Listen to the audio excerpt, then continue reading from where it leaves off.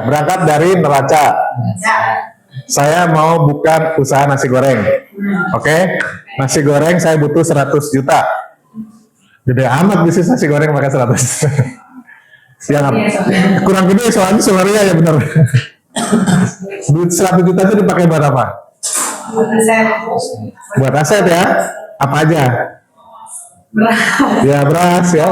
Ya perlu ada duit juga, uang cash ya buat pengembalian. Terus beli beras.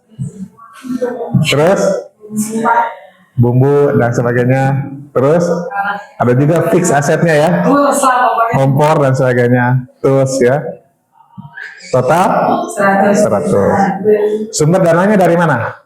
Utang dan modal sendiri. Ya, either dari utang atau modal orang lain, orla. Jangan modal sendiri.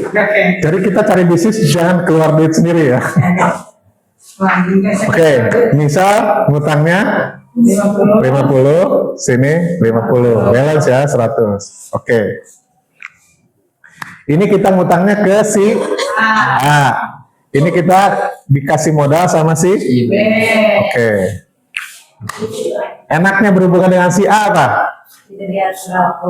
Nggak diatur. Nggak enaknya? Ya gitu ya. Mau bisnisnya jalan, mau bisnisnya nggak jalan, kita punya utang sama si A. Oke? Enaknya berhubungan sama si B apa? Nggak usah balikin modal. Tapi nggak enaknya? Ada pressure. Ya, kita punya bos. Oke ya? Kalau bisnis nasi goreng, si A, B, U, bisa kita layani nggak? Kita sebagai mudharib nih. Si A-nya BU, Pak, uangnya 50 saya tarik ya. Saya mau ngulihin anak. Bisa kita layani nggak? Nggak bisa ya. Ya. Kalau si B ini? Bisa nggak? Nggak bisa juga. Nggak bisa juga. Apa konsekuensinya kalau uang ini ditarik? Nanti terganggu bisnisnya. Iya, bisnis kita bubar dong. Duit 50 ditarik, duit 100 ditarik. Pertama bisnisnya bubar, kedua emang nariknya pakai apa? Iya. Yang berupa cash di sini kan paling cuma 10, sisanya kan di sini. Iya kan? Apa yang ditarik? Kalau memang ditarik mau dibubarin ya udah Pak, ambil aja nih beras, kompor ya, uang sewa nggak bisa ditarik kan? Iya. Ah, lu tempatin aja tuh ruko, gitu. Kuliahnya di rumah. Kalau sama si B bisa ngomong gitu. Kalau si B mau tarik duit, lu tarik aja di bisnisnya, ambil. Tapi kalau si sama si A nggak bisa. Lu harus balikin 50 ini. Cuman kan kalau lu bisa nariknya, lu kan nggak bisa narik sembarangan dong. Kan kita ada tenornya. Iya. Ya. Nah itulah, maka kemudian kalau di ukuran yang lebih besar, maka ketika diciptakan pasar utang, maka si A bisa jual ke si X. Kalau si B bisa jual ke si Y. Ini di pasar saham. Dua pasar ini disebutnya pasar modal. Ya, pasar modal itu bahasa Inggrisnya capital market. Jadi ini bisa beralih kepemilikannya ya. Duit 50 juta ini beralih kepemilikannya dari si B ke si Y.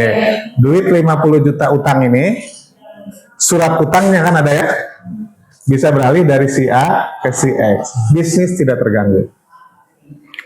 Itulah manfaat adanya pasar utang dan pasar saham.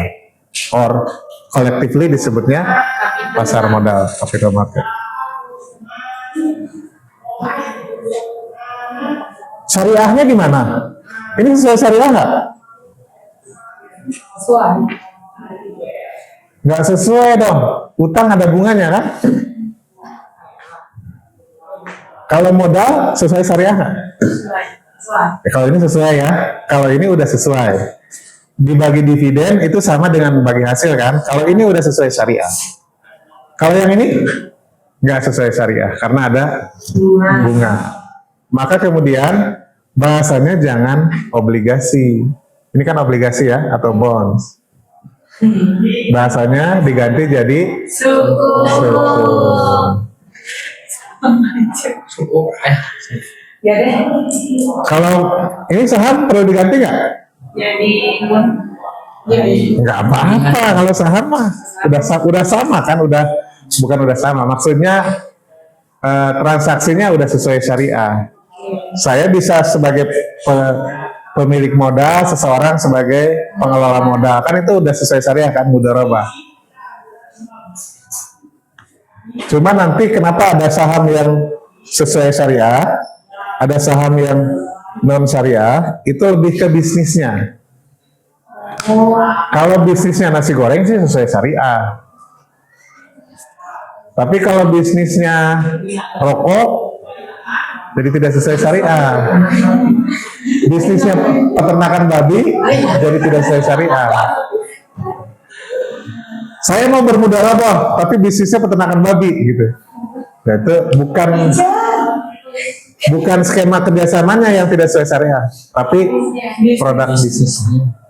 Jadi yang dimaksud saham non syariah itu karena bisnisnya. oh nggak boleh dijakatin sih. Gimana itu Boleh zakatin nggak? Dari bisnis peternakan babi ditarik zakatnya. biar seksi bagus. Paham ya? Sederhananya itulah kenapa ada capital market, tujuannya untuk supaya sektor real bisa bergerak dengan leluasa, sementara sektor keuangan juga bisa bergerak mensupport kebutuhan di sektor real.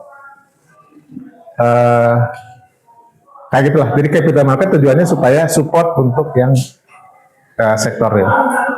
Kan enak. Jadi saya bisa danain, tapi saya bisa keluar masuk at any time. Berarti ini mah hubungannya sektor real sama sektor moneter.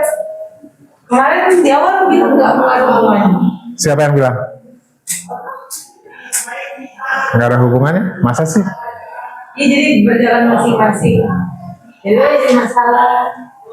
Nanti saya ceritain gimana dalam kasus seperti apa nggak berhubungan. Atau siapa yang? Anda siapa nggak lupa? Oke, ini gimana? Enggak, memang saya akan jelaskan gimana ini nggak berhubungan. Kalau begini kan berhubungan kan? Iya Berhubungan banget. Oke. Ini saya ceritain gimana ketika tidak berhubungan. Ini pelan-pelan lihat ya. Ya, dipatahkan ya. Enggak dipatahkan. Seriously, I am supporting statement itu. Pasar modal dengan dengan sektor real bisa tidak berhubungan. Seperti apa kasusnya? 50, ini milik si B kan? Ya. Ketika si B jual ke si Y, maka 50 ini berubah menjadi milik si Y. Oke? Ketika si B jual ke si Y, pakai bahasa bluffing nggak? Kadang-kadang mungkin ya. Pak, perusahaan ini, nasi goreng ini, masih profit ke saya gede banget Pak. Kalau Bapak mau ambil saham ini, nanti profitnya milik Bapak semua Pak. Apalagi industri nasi goreng ini akan terus berkembang. Dalam waktu 5 tahun yang akan datang, pertumbuhannya luar biasa Pak. Bapak silakan kalau mau beli saham saya. Diiming-iming sama si B, si Y mau dong. Dijual, oke gue beli, harganya 50 ya? Enggak dong Pak. Saya lepas ke Bapak, ini perusahaan sehat Pak. Saya jualnya 60 Pak. Kadang aja ini. Oke, ternyata transaksinya menjadi 60. Duit 60 ini masuk nggak ke neraca? Masuknya ke si B. Iya ke sini. Jadi si B yang asalnya keluar duit 50, dia exit terima duit 60. Si B yang asalnya hanya terima dividen, sekarang dia terima Modal dan cuan 50 juta. Ya kan? Ini istilahnya itu gain. Kan benefitnya kalau beli saham dua, dividen atau gain or loss, cuan atau boncos. Nah kalau dia jual dari 50 ke 60, berarti dia dapat cuan kan? Ya. Setelah dia kemarin dia dapat dividen. Ya. Oke? Nah dijual dari si B ke si Y, berhasil ditransaksikan nilai 60. Di neraca mah tetap 50 kan? Oke. Si Y jual lagi ke si C. Ditransaksikan nilainya 70. Terus terbang harganya sampai ke 100. Terus terbang. Di sini gimana kalau ternyata ini kolaps? Atau jangan-jangan misalnya, oke, salah ya. Pelan-pelan. Jadi harga sahamnya naik terus. Dia nggak relate dengan apa yang terjadi di perusahaan. Karena ini kan cuma cuap-cuapnya si B ke si Y, cuapnya si Y ke si X, influencer goreng-goreng saham yang banyak. Barusan ini kita dengar ya. Itu kan belum tentu cuap-cuap ini benar-benar faktual dengan apa yang terjadi di fundamental perusahaannya. Perusahaannya bisa rugi nggak? Ini kan neraca, ini rugi laba. Pendapatan kurangi biaya, laba, rugi kan? Oke? Laba atau rugi. Posisi perusahaan kan bisa begini kan? Mungkin nggak sahamnya itu meskipun rugi sahamnya naik terus? Mungkin kalau dipom-pom. Mungkin kalau dibilangin ini good story, pokoknya story bagus aja. Padahal perusahaan udah 2 tahun berturut-turut minus misalnya. Labanya rugi terus. Atau misalnya tumpukan utangnya tambah gede. Jadi fundamental perusahaannya berantakan, tapi ini di pasar saham ini terus hype. Sehingga harganya itu sudah tidak, bahkan harganya sampai 200 gitu ya.